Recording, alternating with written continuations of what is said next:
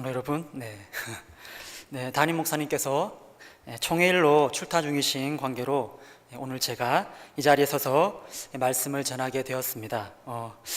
지금 저의 모습이 어떤 것처럼 보이십니까? 잘 느껴지지 않으실 텐데요.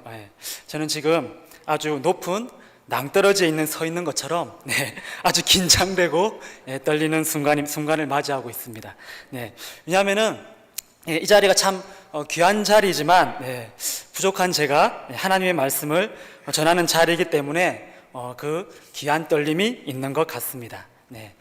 담임 목사님께서 출타 중이셔서 이 시간은 비록 부족한 제가 말씀을 전해드리지만 듣는 가운데 하나님께서 부어주실 은혜를 바라보며 말씀을 전하고자 합니다. 우리 양옆으로 한번 보시면서 이렇게 인사 한번 하셨으면 합니다. 우리 잘 들읍시다. 듣는 것이 은혜입니다. 감사합니다. 하나님의 말씀을 듣는 것이 진정으로 은혜인 줄 믿습니다. 우선 이제 여러 말씀들 가운데 제가 이 본문을 정한 이유는 어떠한 특별한 이유가 있는 것은 아니고 어떤 말씀을 전해야 하나 그런 고민을 하고 있는 가운데 얼마 전에 주일학교에서 설교한 본문이 있는데 그것이 문득 생각이 나서 그 본문을 가지고 다시 말씀을 준비하여서 이 자리에 서게 되었습니다. 이 시간 말씀 가운데 은혜가 있길 소망합니다.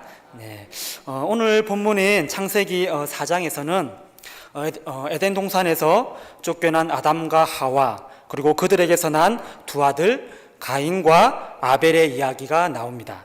1절에서 3절 말씀을 다시 보시면 1절에 아담과 하와가 동침을 하매 하와가 임신하여 가인을 낳고 이르되 내가 하나님으로 인하여 득남하였다고 하였고 또 2절에 보시면은 그가 또 가인의 아우 아벨을 낳았는데 라고 합니다. 그리고 3절에 세월이 지난 후 이들은 예배라고 할 수 있는 제사를 하나님 앞에 드립니다. 그런데 하나님께서는 아벨의 예배는 연락하시고 가인의 것은 배척하시고 거절하십니다. 제가 생각하기에 아마 이 본문은 많은 성도님들께서 보셨을 것이고 또 많은 말씀들을 들었기에 대부분 많이 알고 계실 텐데 오늘 본문의 핵심은 바로 예배라고 할 수가 있습니다. 이 예배, 이것은 정말 중요한 것인데 오늘 본문인 가인과 아벨의 예배를 통하여서 진정한 예배가 무엇인지 그리고 예배를 어떻게 드려야 하는지에 대해서 이 시간 다시 한 번 더 알아보는 그런 시간이 되었으면 합니다. 그렇다면 우선 예배가 무엇일까요? 구약에서 예배를 뜻하는 히브리어 단어로는 아바드와 샤가 있는데 그 뜻은 섬기다 또는 고개 숙여 납작 엎드리다 라는 뜻을 가지고 있습니다. 그리고 신약 성경에 보면은 예배를 뜻하는 헬라어로는 프로스퀴네오 또는 라튜디오라고 하는데 받들어 섬기다라는 뜻을 가지고 있습니다. 그래서 이 단어들 모두 일상 중 종이 주인을 섬길 때에 사용되는 단어라고 할 수가 있습니다. 쉽게 말해서 예배는 주인 앞에 납작 엎드린다는 뜻을 가지고 있다고 할 수가 있을 것입니다.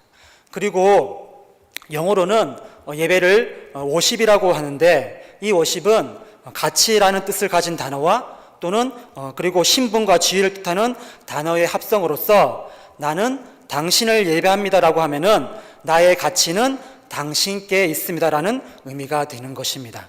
즉 다시 말하면은 나의 주인은 당신입니다. 제 것은 없습니다. 라고 고백하는 것이 바로 예배인 것입니다.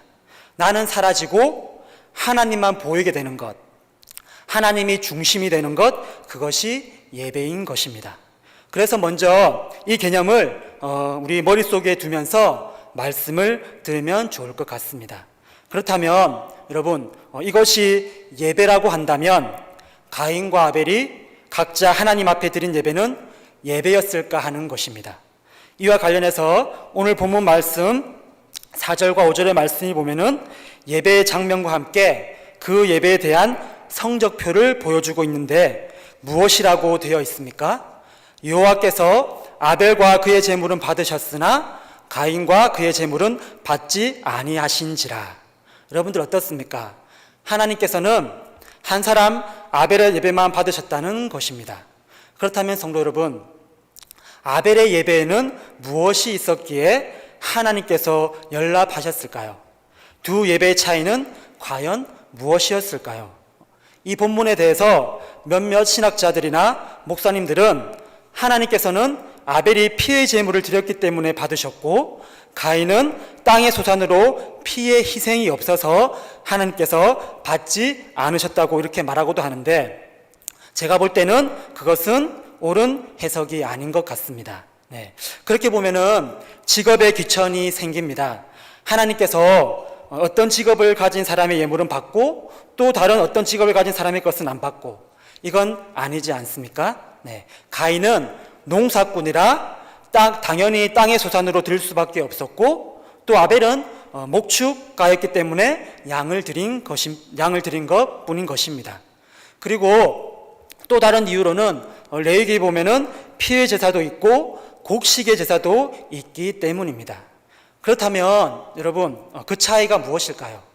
오늘 본문과 함께 우리는 히브리서 11장 4절의 말씀을 함께 봐야 할 필요성이 있습니다. 왜냐하면은 히브리서 11장 4절은 두 예배의 차이점에 대해서 정확하게 짚어주고 있기 때문입니다. 히브리서 11장 4절에 이렇게 기록되어 있습니다.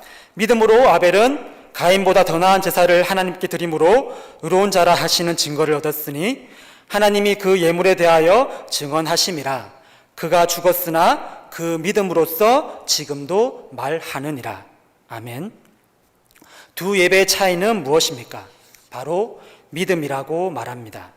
믿음으로 아벨은 가인보다 더 나은 제사를 드렸다고 합니다. 그런데 여러분, 중요한 것이 있습니다. 하나님께서 그 믿음의 증거를 찾으신다는 것인데, 그렇다면 어디서 찾으십니까?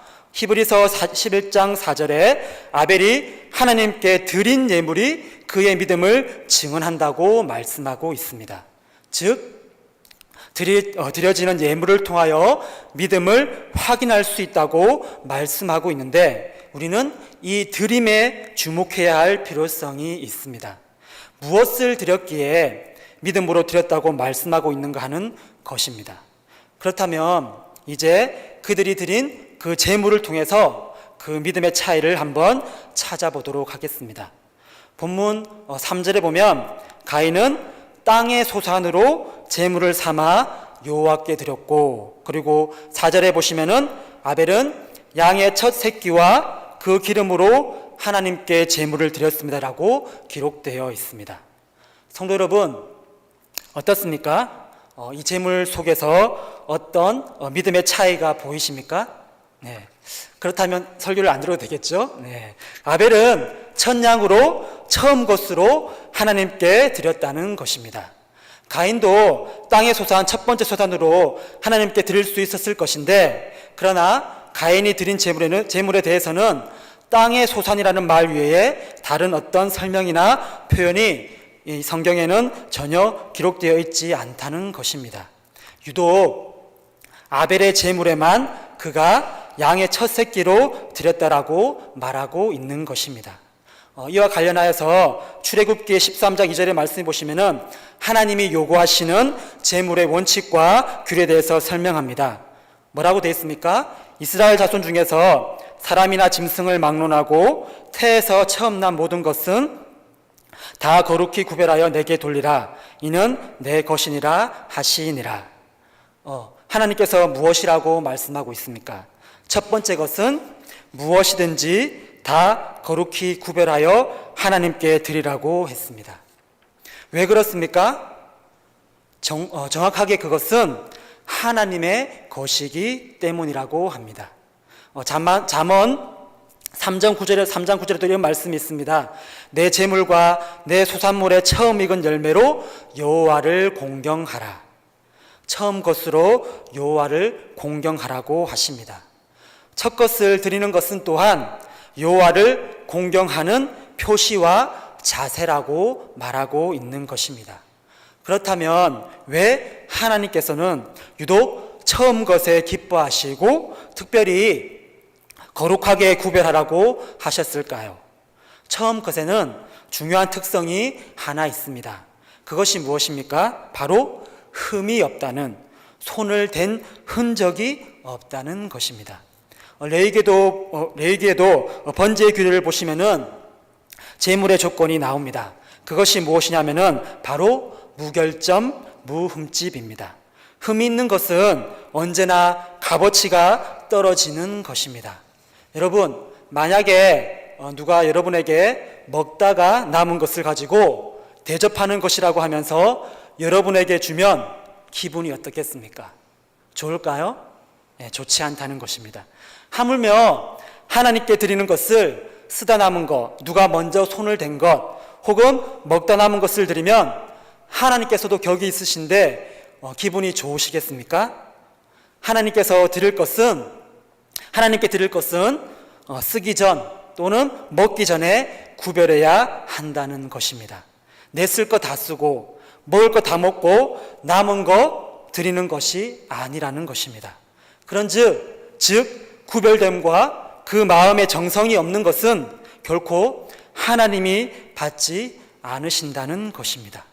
그렇게 제물을 드림으로 인해서 하나님의 기분을 상하게 하고 만물의 주인 되시는 여호와 하나님을 찬밥 신세로 만들어 놓고 하나님께 왜 안 받으시냐고 따져서는 안 된다는 것입니다. 물론 가인의 행동을 생각해 볼 때에 아마 가인은 농사꾼이라 다음 농사를 대비해서 좋은 종자씨를 하나님을 위해서가 아니라 먼저 자신을 위해 구분해 놓지 않았을까 하는 그러한 생각도 들기도 합니다. 그런데 여러분, 이 종자씨를 하나님께 드려야 하는 것입니다. 이 종자씨 같은 것을 하나님께 심어야 하는 것입니다. 바로 거기에 모든 결실이 하나님께 달렸습니다라는 공경의 마음이 있는 것이며 정성의 마음이 담겨 있는 것입니다. 하나님께 가장 좋은 종자씨를 심을 때 또한 30배, 60배, 100배의 결실을 맺는 것인 줄 여러분들 믿으시기를 바랍니다. 저의 어머니께서는 어릴 적부터 기독교 신앙을 가지고 계셨습니다. 제가 어릴 때에 어머니께서는 일을 하시고 월급을 받으셨든지 아니면은 월급 아닌 또 다른 수익이 생기셨을 때에도 하루의 일과를 마치시고 집에 돌아오셨을 때에 항상 그 수익의 일부를 먼저 떼어서 따로 보관해 두시는 것을 본 적이 몇 번이 있었습니다. 근데 그것을 나중에 한번 보니까 그것이 무엇이냐 하면은 바로 하나님께 먼저 떼드린 11조였습니다. 어머니께서 일과를 마치시고 적은 돈을 세시면서도 제일 먼저, 제일 처음 떼어내었던 것이 바로 철저히 하나님의 것, 11조였던 것입니다. 물론 이 시간은 제가 본 경험담으로 11조를 예로 들었지만 이렇게 제일 처음 누군가를 위해서 구별해서 떼어놓는다는 것은 아마 그의 가치를 삶 속에서 드러내는 것이라고 할 수가 있는 것입니다. 그리고 여러분들 생각해 보시기를 바랍니다.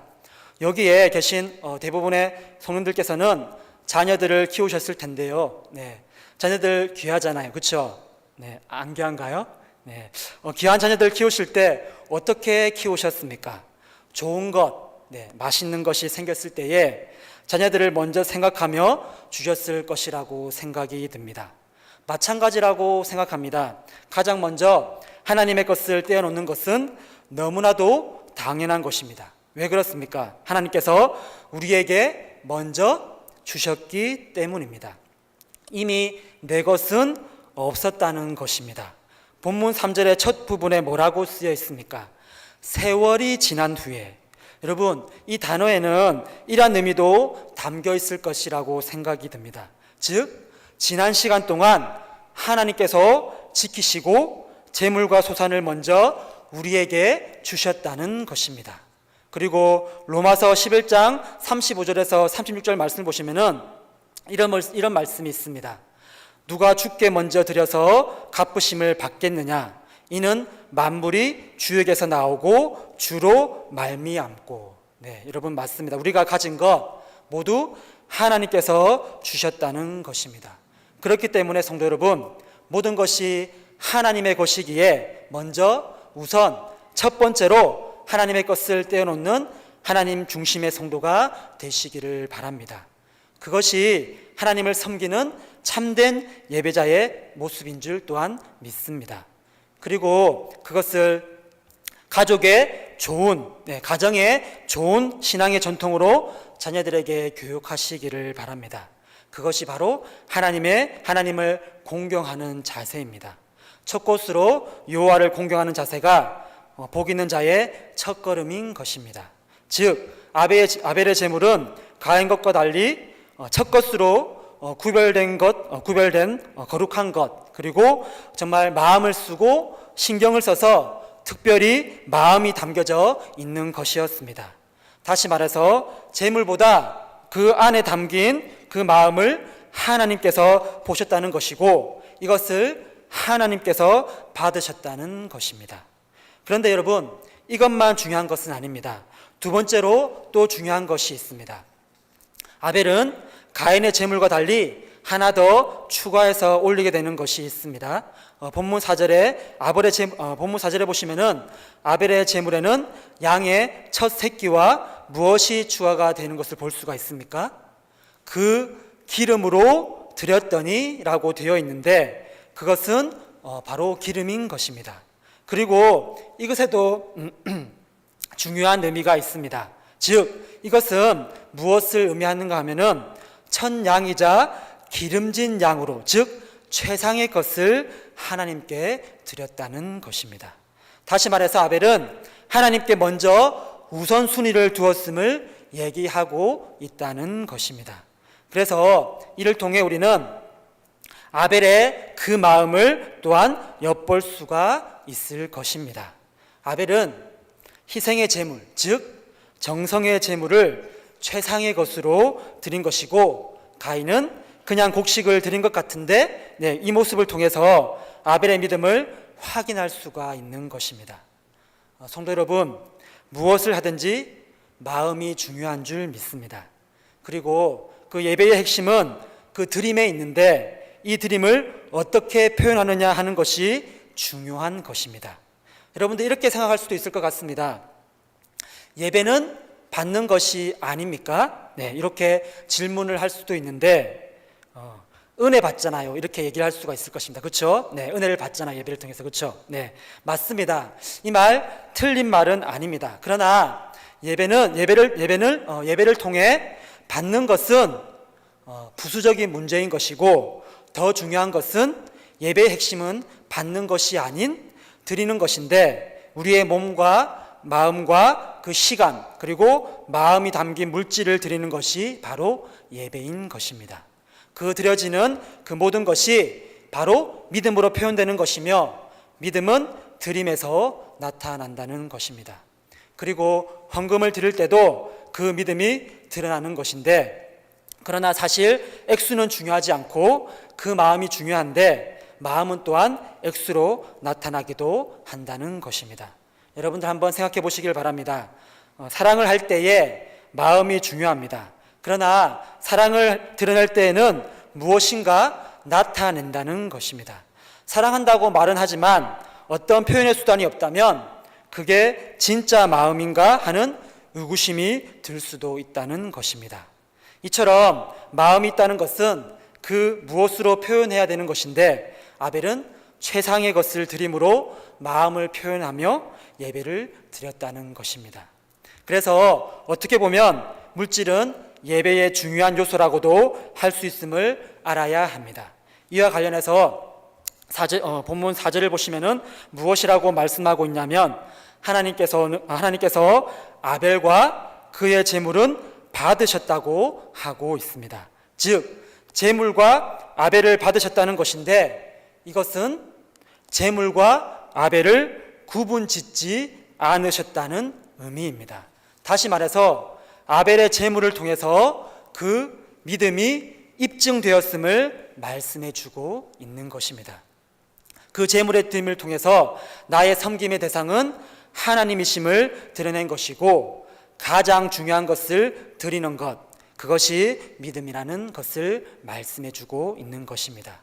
또한 11에서 11장 4절 하반절 말씀 보시면 이렇게 기록되어 있습니다. 그가 죽었으나 그 믿음으로써 지금도 말하느니라. 성도 여러분, 이것이 무슨 의미입니까?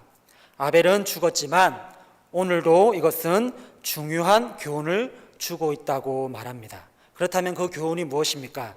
아벨의 평가 기준은 믿음인 것이고, 그 믿음은 예배를 통해 나타났다는 것입니다. 성도 여러분, 맞습니다. 신자는 예배 속에서 그 믿음이 증거되는 줄 믿습니다. 아벨은 예배를 통해 믿음을 가진 참된 예배자였음이 드러난 것입니다. 그러나 가인은 예배의 실패자였습니다. 왜 그렇게 되었습니까? 하나님에 대한 잘못된 태도 때문인데요. 가인은 믿음으로 제사를 드리지 않고 자기 마음대로 제사를 드렸기 때문입니다. 하나님의 관심은 제물보다 그 예배자인데, 가인이 제물을 드렸지만 그 마음 가운데는 하나님이 없었다는 것입니다. 그리고 우리는 5절의 말씀을 통해서 이를 확인할 수가 있습니다. 5절에 이렇게 기록되어 있습니다. 하반절에 보시면은 가인이 몹시 분하여 안색이 변하니, 가인이 분노했다는 것입니다. 내가 드렸으면 받으셔야지 왜 안 받으시느냐 하는 항변의 모습인 것입니다. 즉, 가인은 하나님께서 제물을 받지 않으셨을 때에 자신을 돌아보기는커녕 오히려 화를 낸 것입니다. 이러한 모습 속에서 우리는 또한 인간의 죄성을 발견할 수가 있습니다. 여러분들, 죄가 무엇입니까? 우리를 창조하신 하나님의 뜻대로 사는 것이 아닌 자기가 하고 싶은 대로 사는 것이 바로 죄이지 않습니까? 성도 여러분, 우리가 보통 언제 화를 내는지 아십니까? 바로 내 마음대로 되지 않을 때 화를 잘 내는데요. 또 화를 잘 내는 사람의 특징이 무엇인가 하면은 자기 중심적이라는 것인데, 가인은 바로 자기 중심적인 사람이었다는 것입니다. 가인은 그 자기 중심성을 포기했어야 하는데 그렇지 못했다는 것입니다. 그래서 우리가 만약 가인이었다고 한다면 이렇게 해야 하는 것입니다. 하나님께서 나의 제사를 받지 않으셨을 때에 화를 내는 것이 아니라 왜 받지 않으셨을까 하는 그러한 질문을 가지고 하나님 중심, 하나님 입장에서 생각해 보기를 노력하면서 나의 모습을 살펴보고 회개하고 돌이켜야 한다는 것입니다. 하지만 이 가인은 오히려 분노했고, 이후 또한 동생을 죽이는 살인이라는 아주 큰 죄를 짓게 되는 결과를 가지고 왔던 것입니다. 하나님은 이러한 가인의 태도를 알고 계셨던 것인데, 이것은 단지 제물만의 문제가 아님을 보여주는 것이라고 할 수가 있습니다. 예배에 관하여 성경에 또 다른 구절을 찾아보면 이런 말씀들이 나옵니다. 시편 51편 17절의 상반절에 이렇게 기록되어 있습니다. 하나님께서 구하시는 제사는 상한 심령이라. 무슨 말씀입니까? 즉, 깨어진 마음이 있어야 한다는 것입니다. 그리고 요한복음 4장 24절 말씀에 보면은 이런 말씀이 기록되어 있습니다. 하나님은 영이시니 예배하는 자가 영과 진리로 예배할지니라. 아멘. 즉, 영혼 없는 예배, 형식만 갖춘 예배는 진정한 예배가 될 수가 없다는 말씀입니다. 여러분들 맞습니다. 하나님 앞에 나아가는 자는 하나님 앞에 나아가는 참된 예배자의 모습은 또한 진중함과 정성인 줄 믿습니다. 마음의 태도가 중요한 것입니다. 몸만 왔다고 예배가 아닙니다. 하나님을 향한 마음이 믿음의 행위로 나타나야지만이 참된 예배가 됨을 잊지 마시기를 바랍니다. 그리고 예배의 핵심은 하나님께서 받으셔야 한다는 것인데, 아무리 내 생각대로 열심히 한다고 하더라도 하나님께서 안 받으시면 소용이 없는 것입니다. 그렇기 때문에 하나님의 뜻에 그 말씀에 기초한 제사가 진정한 믿음의 제사요 예배임을 기억하는 성도가 또한 되어야 될 줄 믿습니다.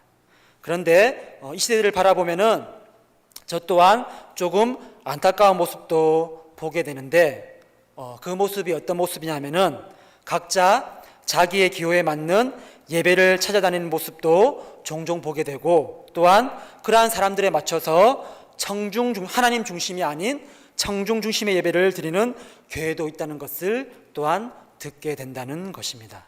여러분, 그러나 이것은 어떻게 보면은 겉으로는 좋아 보일 수도 있습니다. 그러나 좋아 보인다고 할지라도 그것은 본질에서, 예배의 본질에서 벗어날 위험성이 있음을 인지해야 하는 것입니다. 예배는 그 어느 누구도 아닌 오직 하나님께만 집중하는 것이 예배임을 다시 한 번 더 기억해야 될 줄 믿습니다. 하나님께서 기뻐 받으시는 예배는 말씀에 기초한 예배이기에 단순히 내 생각과 방식을 고집해서는 안 되는 것입니다.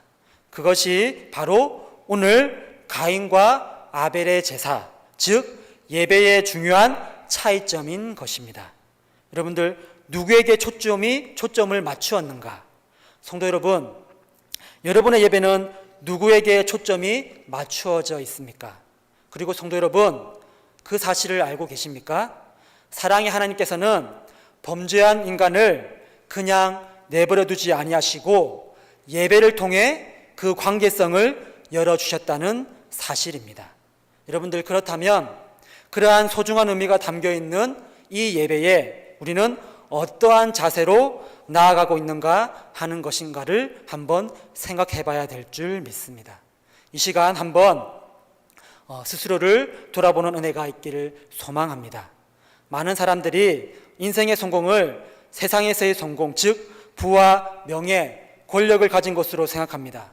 그러나 진정한 성공은, 인생에 있어서 그 진정한 성공은 그것이 아니라 하나님 앞에 참된 예배자로 서는 것이 진짜 성공인 줄 믿으셔야 될 줄 믿습니다. 마지막으로 바라는 것은 성경에서 보았듯이 가인은 예배의 실패자로서 후에 살인까지 저지르는 비극을 마주했지만 예배의 성공자인 아벨은 훌륭한 믿음의 사람으로서 성경에 기록되어서 우리의 삶에 있어서 중요한 교훈을 주고 있음을 기억하셔야 될 줄 믿습니다. 그리고 저와 여러분 또한 이 아벨처럼 믿음의 모습으로 하나님 앞에 나아가 예배드리는 그리고 그러함으로 하나님께서 받으시는 참된 예배자, 참된 성도가 되시기를 주님의 이름으로 부탁을 드립니다. 아멘. 기도하시겠습니다.